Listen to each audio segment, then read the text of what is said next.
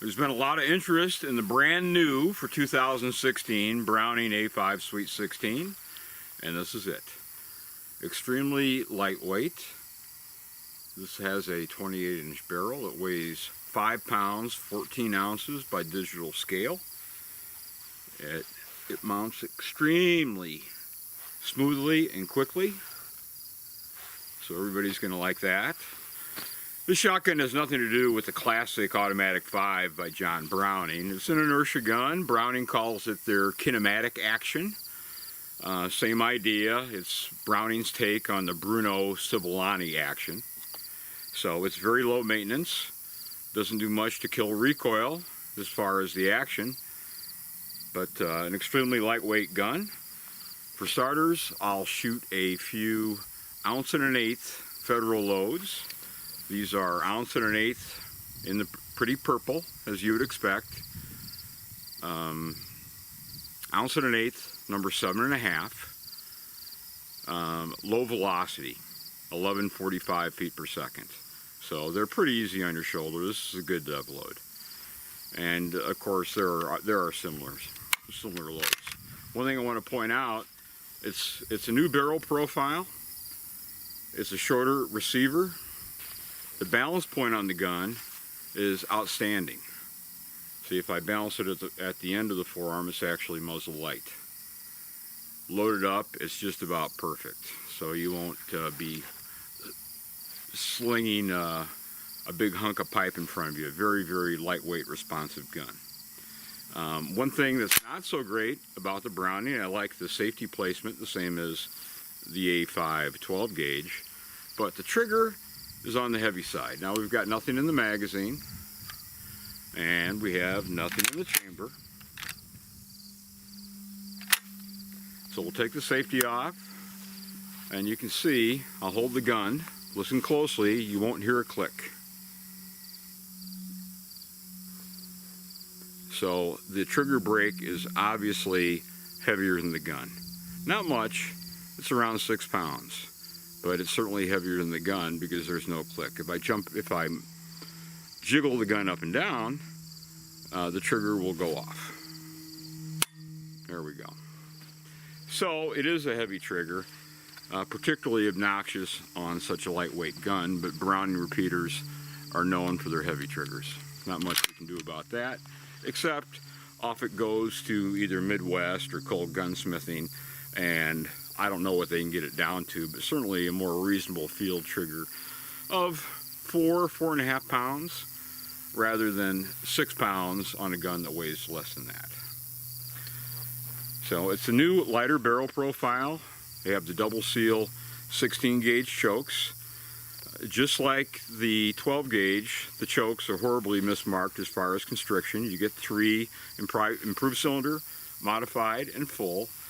The full is extremely tight, approaching a turkey choke, but the improved cylinder throws cylinder quality patterns, and the modified, which is in there right now, throws improved cylinder patterns. So the constrictions are way off, and the pattern board shows that.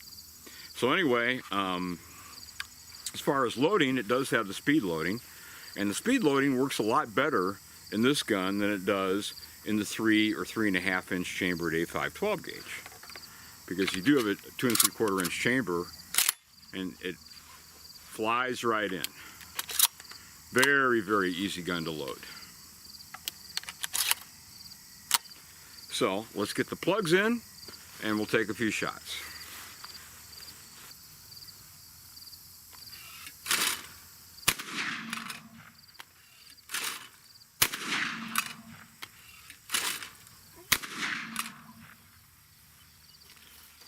So it's a nice flat shooting gun. The recoil isn't bad at all for these 1 1/8 ounce loads. It's probably not something that you'd want to use all day, all night long on a sporting clays course, but it really is a pleasant gun to shoot. And of course, these are slow 1 1/8 ounce loads. There's certainly a number of similar velocity loads, 1145 to 1180 foot per second in 1 ounce. So you can expect lighter recoil yet. which is probably more appropriate if you're going to do a lot of shooting. It's certainly a field gun. There's no way it's a sporting clays gun, but it's a nice lightweight gun. And like all inertia actions, they'll run dirty, but they won't run dry. Now this gun was almost completely dry out of the box, so there's nothing to clean. I took care of the rails on the breech block. The rails for the bolt on both sides have to be lubed, and that's true with about any inertia gun. As long as you keep a good coating of your favorite lube on the rails, they'll run dirty, they'll run wet. Extremely reliable gun. Let me throw a couple holes at the camera so you get an idea of the ejection. 1 1/8 ounce, 1145 foot per second loads. So you see it's very, very mild. Very strong ejection. So there's this is hardly a destructive test, and it's not going to be. But as far as reliability, Browning's done a good job there. The problems, the heavy trigger, which can be dealt with, the mismarked chokes in icy and mod, which are nowhere near, and the front bead is red, a red tube, sometimes designated as fiber optic. It's completely obscured by what comes with the gun, which is the white bead. Now you can see the white bead was here, it's just pressed in. But when you hold the gun up, as supplied from the factory, you can't see the front bead at all. So it's a horrible, miserable joke. So I had to pull that out. It's not threaded in. It's pretty easy just to pluck it. So, but you're left with a hole in the rib, which can be handled, I suppose, with some DevCon and dress it in with a toothpick to make it look not quite as unsightly. So we'll break a few more. Very easy gun to shoot.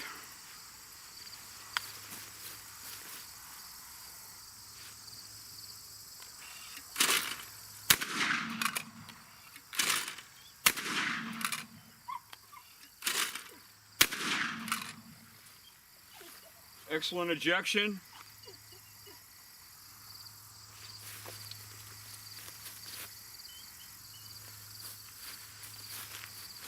That's a good positive ejection. That's roughly 6 to 7 feet, and it's not an abusive gun at all to shoot. So this is the shotgun that 16 gauge aficionados have been waiting for forever. It's lighter than most 20 gauges. A Browning Silver or Winchester Super X3 weighs about 6.5 pounds. My old B80s and Beretta A303s about 6 1/4. The Beretta SA08 20 gauge right at 6 pounds. My Benelli M2 24-inch Comfort Tech, that's 6 pounds on the nose as well. So this is lighter yet. But compared to most 20 gauges, you're shaving off a bit more than 1/4 pound. In the case of a Browning Silver Super X3, well, you're losing a good ½ pound. So for carrying, people are going to love it. I mean, you can mount and shoot this thing one-handed. I mean, that's how easy it is. And of course, the loading is superb. This is a far better treatment of speed loading than on the previous A5 attempt. So people are going to love that. And it's a good looking gun. Not glamorous. After all, it is an aluminum alloy receiver. It's a little better than average. Browning does a good job with their checkering and finishing the stock. And it's got the new type Inflex pads, which have been very well received. I think they're excellent. So let me break a few more, and I'll finish off this brief introduction.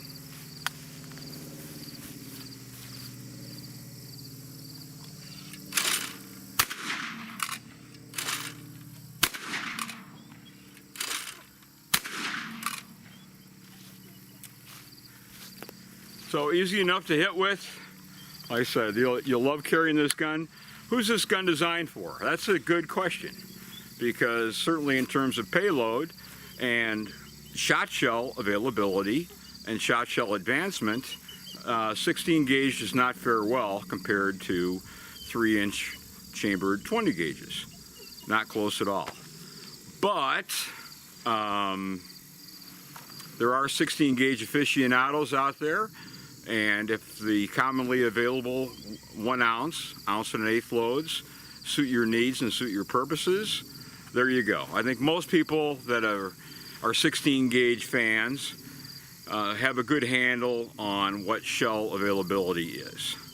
Now, something like these Federals are excellent for dove, I can tell you that. And a slow 1.125 load, relatively slow, number 7.5, very, very good. There are similar, a good commonly available pheasant load are Fiocchi golden pheasant. They're nickel-plated 1.125 number 5s, and I've taken a lot of pheasants with the 16 gauge in that load. There are also loads off the market, like the 1.25 Kent Matrix. Who knows? Maybe this gun will inspire a little more attention being given to the 16 gauge. It's hard to say. But fundamentally, it's what people want in a 16 gauge. It's light. If you're a grouse hunter in the woods, quail hunting, typically close ranges, and you want something that's super fast to the shoulder, doesn't hang up, and with a 28-inch barrel, it does smooth, I think, rather smoothly. 28-inch barrel is a good choice in this gun just because the barrel is so darn light. So it's going to have a lot of appeal. It's the only game in town as far as a 16 gauge autoloader, and the fundamentals are good. Forearm is extremely slim. It's apparently very, very reliable out of the box. No question about that. There's just some niggles that you'll need to address if they bother you. So, and that would be, once again, to sum up, the heavy trigger, plucking out the center bead, which I've already done, and do something about the chokes. Now, if you're not going to shoot beyond 25, 30 yards, you can throw in this modified and no problem. Typical pheasant hunting around here, the average shot is going to be between 40 and 50 yards. So this just throws way too open of a pattern. Choke is not gauge related. A modified pattern is a modified pattern, whether it's a 10 gauge, 12, 16, 20, 28. It suggests a pattern percentage. And these just throw open patterns. There's just no question about it. I don't know why Browning has gone that route. It was the same problem with the A5 12 gauge and the Invector double seal chokes. However, with the Satori 725 in 20 gauge, they increased the constrictions, which the chokes are very, very similar. There's almost the identical length and almost the same diameter as these tubes.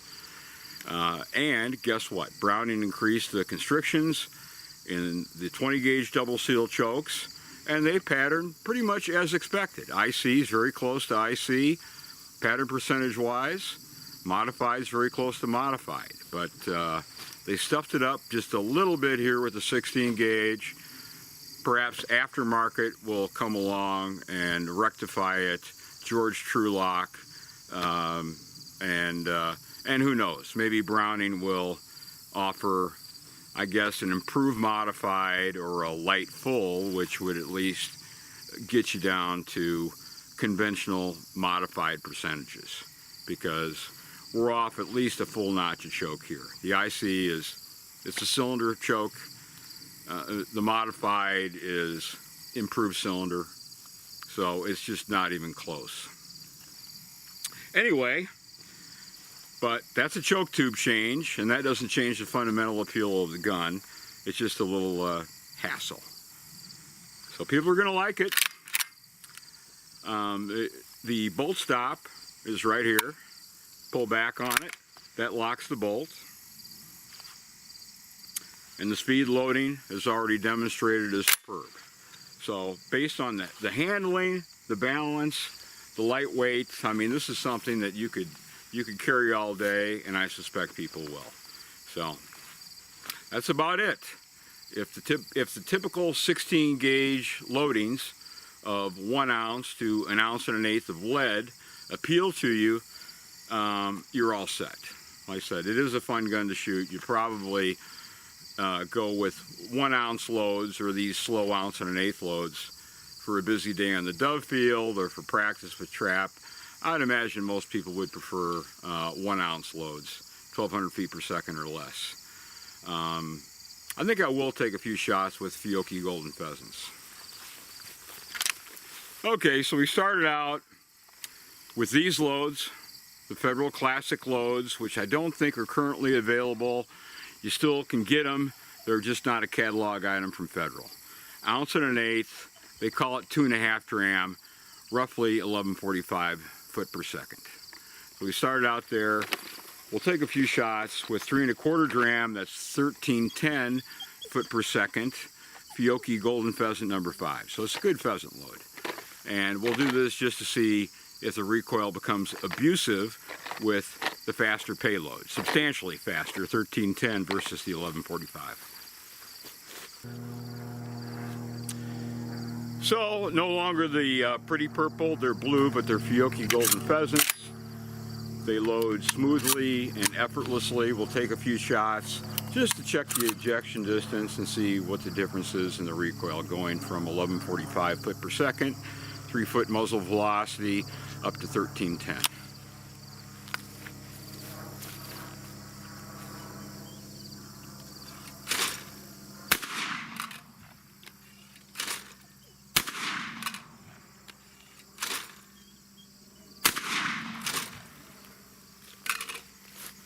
So it breaks them just fine. You can certainly feel the difference, but when a rooster gets up cackling, you absolutely won't. You'll be wearing, at least around here, certainly heavier clothing. So it's a nice gun, a few quibbles, but it's a 16 gauge, and that's the grand appeal of this Browning. First new 16 gauge autoloader from the ground up in many, many decades. So there we are. Thanks for stopping by.